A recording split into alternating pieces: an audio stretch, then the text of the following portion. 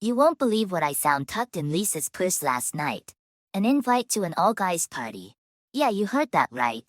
I'm not usually the snooping kind, but this was just sitting there, screaming for attention. When I asked Lisa about it, she brushed it off like it was nothing, just a casual get-together with her work buddies. But something didn't sit right with me. In the days leading up to this so-called casual party, Lisa was on a shopping spree, the kind that'd make a fashion blogger blush. She came home with bags of clothes that left little to the imagination. Each time her phone was glued to her, buzzing with messages she guarded like the crown jewels. It was like living with a secret agent, except she wasn't saving the world, just hiding her texts. The day of the party, she was out the door before I could even ask where the shindig was. Just a few drinks with friends from work, she said. Her words were casual, but her tone was as tight as the dress she was wearing. I tried to shake the feeling that something was off. Trust and all that. But as night crawled in and her side of the bed stayed cold, I couldn't shake the worry. I called her. No answer. Texted. Nothing but the sound of crickets from her end. That's when my phone buzzed. An anonymous text, no name, just a number I didn't recognize. The message hit me like a ton of bricks, a photo of Lisa, dancing way too close for comfort with some guy I'd never seen. My heart wasn't just sinking, it was plummeting. So there I was, staring at my phone, trying to piece together the puzzle of my wife's secret life. Each unanswered call felt like another piece slipping away. It was like watching a train wreck in slow motion, and I was strapped to the front seat. I must have circled the block a dozen times, my eyes locked on Lisa's car. Parked outside that rowdy house, lights blazing, music thumping. It was way past midnight, and there it sat, a glaring reminder of the lies. I wanted to go in, confront her, but something held me back. Maybe it was fear of what I'd find. Then my phone buzzed again. Another anonymous text, another stab in the gut. This time a photo of Lisa looking. Not herself, laughing too loud, lost in a sea of men. My hands shook as I stared at the screen. The Lisa I knew wouldn't be in that scene. But there she was, and here I was sitting alone in my car, feeling like a fool. I don't know how long I sat there, watching the front door like a hawk. But no Lisa. Finally I drove home, the silence of the car suffocating. Every red light was a reminder of the stop signs I'd ignored in our marriage. Early morning, as I was nursing a cold cup of coffee, my phone rang. It was Dave, a buddy from college.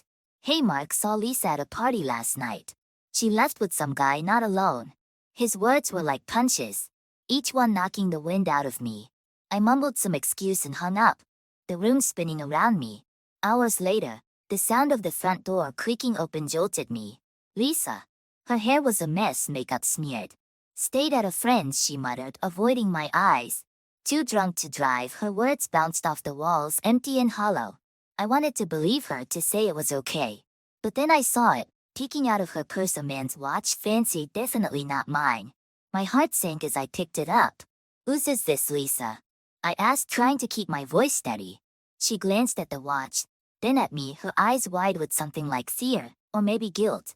I don't know, must have picked it up by mistake. Her voice was shaky, unconvincing. I wanted to scream, to shout, to ask a million questions. But I just stood there, the watch heavy in my hand, the weight of her betrayal even heavier on my heart. Found this in your purse, I said, holding up the watch I'd found, its gleam mocking me under the kitchen lights. Lisa glanced at it, her face a mask of indifference. Oh, that? Just some cheap thing I picked up, means nothing. Her nonchalance stung. I wanted to believe her.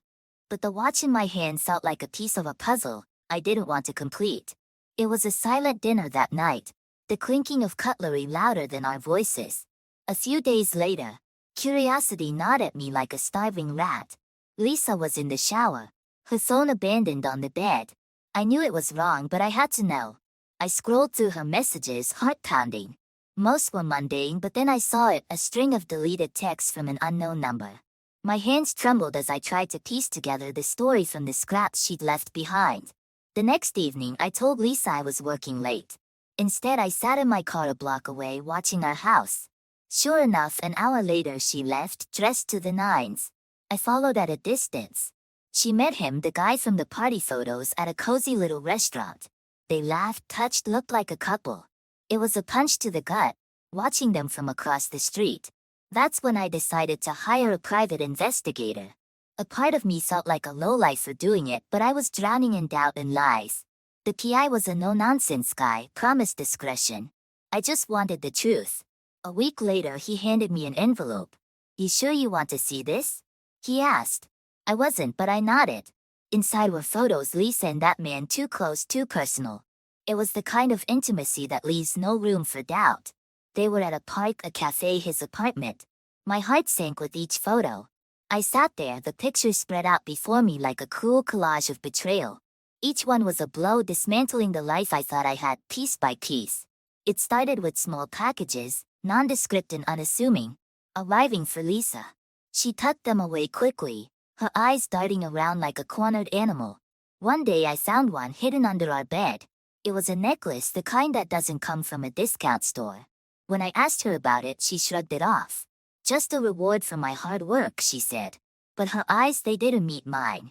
Confronting her about the photos felt like stepping into a boxing ring blindfolded. I laid them out on the table, a silent accusation. "These are nothing," she said, her voice steady, but her hands, they trembled. "Just friends from work being friendly." Her words were like band-aids on a gaping wound. They covered the hurt but didn't stop the bleeding. After that, Lisa changed. She was there, but not really. Conversations were short, her laughter forced. She was slipping away, and I was grasping at straws, trying to hold on to the remnants of a marriage that was crumbling in my hands. Then one day I stumbled upon a bank statement, one I'd never seen before. Lisa's name next to numbers that made my head spin. Deposits large and frequent. Where was this money coming from? My mind raced with possibilities, each darker than the last. It was like discovering a secret room in a house you've lived in for years. A room filled with shadows and secrets. Before I could confront her, she dropped another bombshell. "I have to go on a business trip," she said, her voice casual, like she was talking about a trip to the grocery store. A week-long trip, suddenly planned, no prior mention. I nodded, pretending to understand, but inside, I was a mess of questions and doubts. That night, I lay in bed, the space beside me cold and empty. The silence of the house echoed the void growing inside me. Who was this woman I married? The thoughts swirled in my head. A whirlpool of confusion and betrayal. The day I found those tickets, it felt like I was in some cheesy detective movie. There they were, 2 tickets for a tropical paradise, nestled in Lisa's drawer under a pile of scarves. My name was notably absent. Instead, it was some guy's name I'd never heard of, right next to hers. "Romantic getaway for," to the words mocked me from the glossy paper. I confronted her as she was packing her suitcase. "A work retreat," she claimed, her voice steady, eyes averted. "It's just a team-building thing." But the way she couldn't look me in the eye told a different story. My questions bounced off her like rain off an umbrella. She had an answer for everything, and yet she said nothing that made sense. The house was eerily quiet after she left. I wandered through the rooms, each filled with memories of a life that now felt like a lie. Then came the package. No return address, just my name scribbled on it. Inside was a small USB drive. Curiosity overpowered my dread. The video was like a punch to the gut. There was Lisa, with the same guy from the tickets, in a way that left no room for doubt. They weren't colleagues on a work trip. They were lovers lost in their own world. A world where I didn't exist. The room spun around me, the walls closing in. This was the undeniable truth, in pixels and sound. I sat there for what felt like hours, the video playing over and over in my mind even after I turned off the screen. The life I thought I had was shattered, lying in pieces at my feet. It was then I knew what I had to do. The decision to file for divorce wasn't just logical. It was the only way to salvage what was left of my dignity. The next day, I went through the motions like a robot. Meeting the lawyer, signing the papers, each pen stroke a final farewell to the life I had known. My heart was broken, but my resolve was solid. This was the end of the road for us. The day Lisa lost her job, it was all over town. The scandal of her affair had seeped into her professional life like a bad stain. She came home, her face an unreadable mask, and dropped the bombshell. "They fired me," she said, her voice empty. The company she worked for didn't want the drama. The whispers in the corridors. I watched her, trying to find a trace of the woman I married, but all I saw was a stranger. It wasn't just her job that she lost. One by one, her friends started turning their backs on her. Calls went unanswered, invitations dried up. Even our mutual friends were choosing sides, and they weren't choosing hers. It was like watching someone being slowly erased from the world they knew. But the real shocker came a few days later. I was sifting through our mail, and there it was, a letter from the police. Lisa was being investigated for embezzlement. Embezzlement. The word echoed in my head. All those late nights at the office, the sudden influx of money, it all made a sick sort of sense now. My wife's the criminal. It was a hard pill to swallow. The police came to our house, asking questions, their eyes flicking around like they expected to find hidden treasure. Lisa sat there answering their questions, but her voice was hollow. She looked defeated, cornered. I watched from the sidelines, a spectator in the unraveling of a life I thought I knew. In the days that followed, the house felt like a tomb. We moved around each other like ghosts, our conversations nothing but whispers and silences. The weight of the investigation hung over us, a dark cloud blotting out the sun. The woman I had loved was now a shell, her secrets laid bare for the world to see. I remember the day Lisa told me her assets were frozen. It was like watching a high-rise crumble.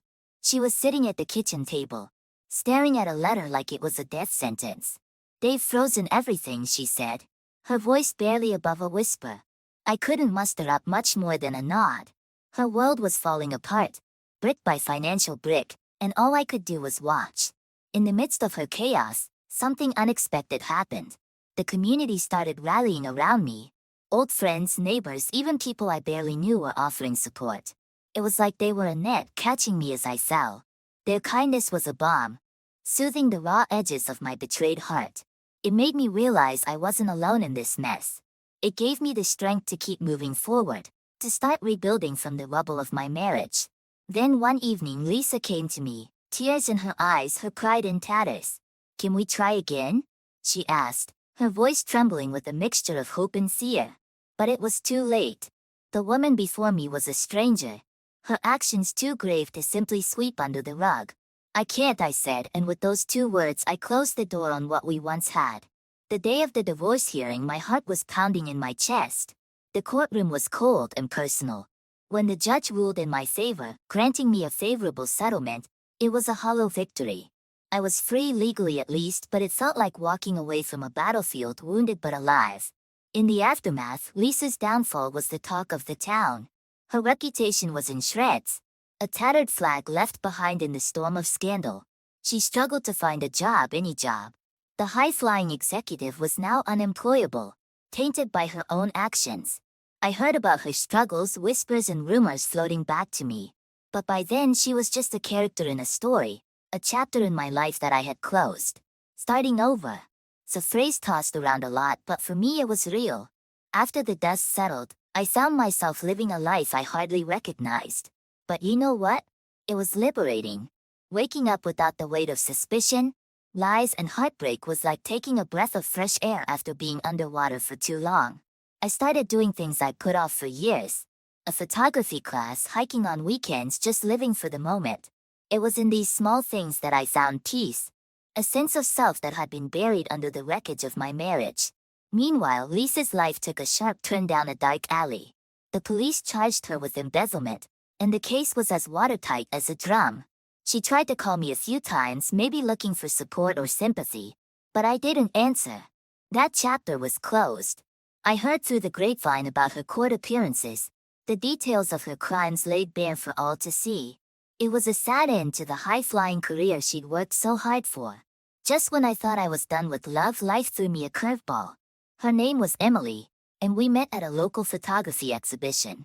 She had a laugh that filled the room and a way of looking at the world that made everything seem brighter. We started slow. Coffee dates turned into long walks, and before I knew it, I was in a relationship. A healthy one, built on trust and mutual respect. It felt good, right? But life wasn't done with its twists. Lisa's downfall hit a new low when her own parents turned their backs on her. Her actions, the lies, the legal troubles, it was too much for them. They disowned her, cutting off all contact.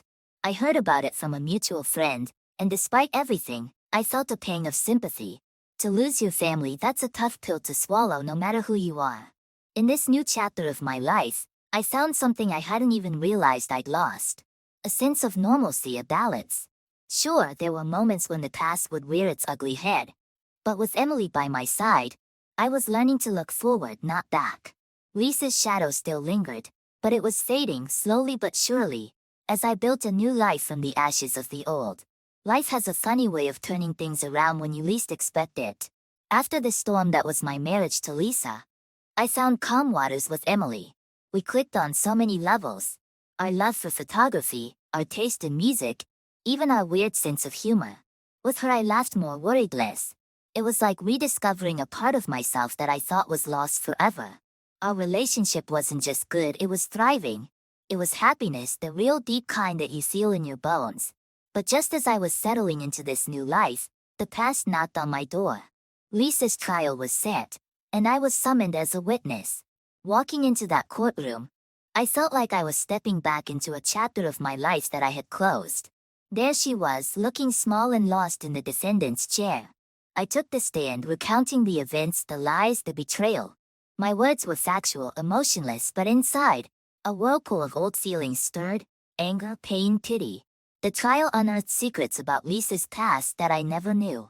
Turns out, the embezzlement wasn't her first dance with deceit. There were past incidents covered up and buried deep. Each revelation in the courtroom was like a piece of a puzzle, creating a picture of a woman I realized I never truly knew. It was shocking hearing about her hidden life, her web of lies. The courtroom was a stage, and her past was the star of the show. When the gavel came down, sealing Lisa's fate to prison, I felt a strange mix of relief and sadness. Relief that justice was served, sadness for the sheer waste of it all. She had everything: a career, a husband who loved her, friends and family, and she threw it all away. In the wake of the trial, life moved on. Emily and we decided to tie the knot. No grand affair, just a small, intimate ceremony with close friends and family. It was perfect, simple, sincere, full of love and laughter. As I stood there exchanging vows with Emily, I felt a chapter closing and a new one opening. A chapter filled with hope, love, and a future that looked brighter than I ever imagined. I heard about Lisa's realization in prison through the grapevine. It's strange how news travels, even from behind bars. They said she finally faced the music, understood the extent of the chaos she caused. The lives she appended, mine included. I pictured her there in a cell, a world away from the lavish life she once led. A part of me felt vindicated, another part, well, I guess it felt sorry for her. Funny how you can still feel compassion for someone who tore your life apart. Meanwhile, life with Emily was like a breath of fresh air. We'd settled into married life with an ease that still amazed me. She brought a sense of peace and joy that I hadn't known was possible. We'd laugh at the smallest things, find adventure in the mundane. With her, I learned that love wasn't just about passion. It was about partnership, understanding, and the simple joys of being together. It was a stark contrast to the stormy, secretive relationship I had with Lisa. Closing the chapter on my past wasn't just a metaphor. It was a physical, tangible feeling. I no longer looked over my shoulder, wondering what Lisa was up to, what lies she'd spin next. I was free, truly free, and it was liberating. I focused on my photography, turning a hobby into a small business. Emily and I traveled, explored, lived. Life was good, not in a flashy, showy way, but in a deep, meaningful way. As for Lisa, the last I heard, she was still serving her sentence. Alone, abandoned by friends and family, she had a lot of time to reflect on her choices. I sometimes wondered what went through her mind sitting in that cell. Did she regret what she did? Did she ever really love me? Or was it all just a game to her? The answers I'd never know, and I realized I was okay with that. Some stones are better left unturned. In many ways, Lisa's downfall was a cautionary tale. A tale of greed, lies, and betrayal, and the price one pays for them. I had moved on, built a new life from the ashes of the old. But her story, it stayed with me. A reminder of how quickly things can fall apart if you lose sight of what truly matters. I hope she found some peace, some understanding.